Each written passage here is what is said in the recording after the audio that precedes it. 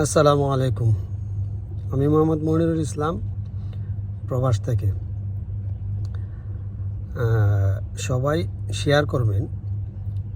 কিছু কথা বলতে চাই আমাদের এক বোন সম্পর্কে। উনি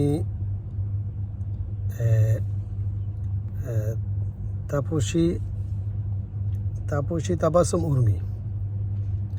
উনি একজন সরকারি কর্মকর্তা। আমার প্রশ্ন হইল, যে বক্তব্যটা উনি দিয়েছেন এটা যুক্তিসঙ্গত এবং কথা বলার স্বাধীনতা সবার আছে, কিন্তু উনি যে কথাগুলা বলছেন সেই কথাগুলা সেই দায়িত্ব থেকে সরকারের একটা সরকারি পোস্টে থেকে সেই দায়িত্ব থেকে ওই কথাগুলা বলতে পারেন কিনা, এটা একটা প্রশ্ন। আর ওনারা যদি এই প্রত্যেকটা সেক্টর থেকে, সরকারি সেক্টর থেকে যদি এইভাবে বিব্রতকর প্রশ্ন সরকারের উপরে ছুঁড়া দেয়, তাহলে কি কখনো যে কোনো সরকার কি কখনো সামনের দিকে আগায় যাওয়া সম্ভব কিনা? তো আমার মনে হয় উনি এই দায়িত্ব থেকে এই কথা বলতে পারেন না। যদি আজকে আওয়ামী লীগ সরকার হইতো আর কেউ এই ধরনের করতো, তাহলে কখনো এটা মানানসই হইতো না এবং কখনো এটা মানা নিত না। সো এখানে ডক্টর ইউনূস থাকার কারণে এই জিনিসটা হয়তো বা পারছে। ঠিক আছে, তো আমার প্রশ্ন, উনি 2-3টা জিনিস উপস্থাপন করছেন।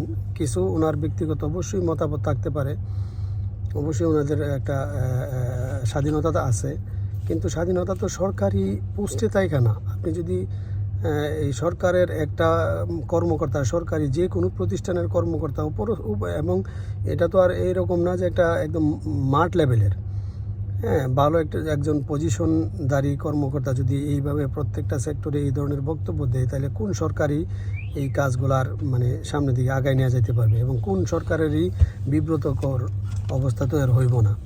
আমি তো মনে করি সবারই হইব। তো এখানে আমার বিষয় হলো, উনি একটা জিনিস বলছে যে উনি যে ডক্টর ইউনূস কি স্বাধীনতার যে আমাদের অহংকার, আমাদের অর্জন, আমাদের বিভিন্ন সিম্বল আছে, সব কিছু কি ইরেজ করে দিতে চায়? আসলে কি তাই?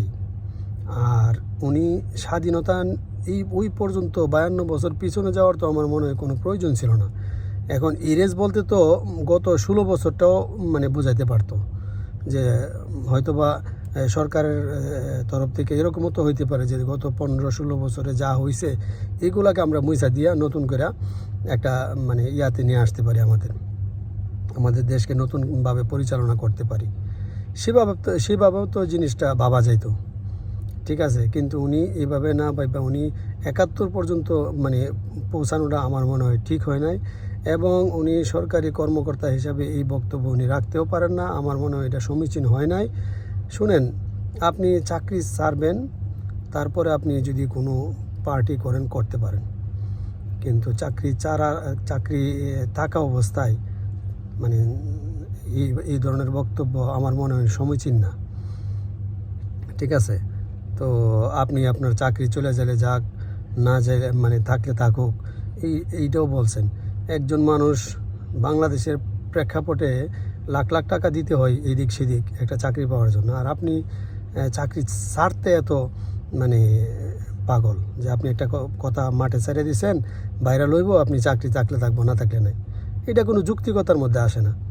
আপনি একটা পজিশনে আছেন, পজিশনে থাকেন, এবং এমন তো না যে সরকারের এমন ঘটনা ঘটছে যে ঘটনাগুলা আপনার সহ্য হইতেছে না। ঠিক আছে, এরকম ঘটনা তো ঘটে নাই। তাহলে কি আপনি গত সরকারের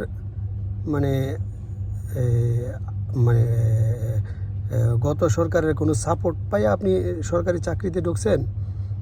এটা কি মনে করা যায়?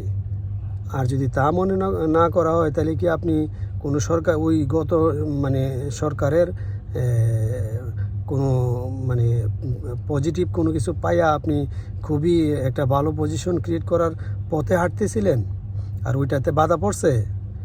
আমার তো মনে হয় আপনার যে কোনো একটা ফ্যাসিলিটিস আপনি বুক করছেন, এখন আপনার ওই ফ্যাসিলিটিস আপনি পাইতেছেন না বিদায় আপনার মাথা নষ্ট হয়ে গেছে। ঠিক আছে, তো এরকমটা না বলাটাই ভালো।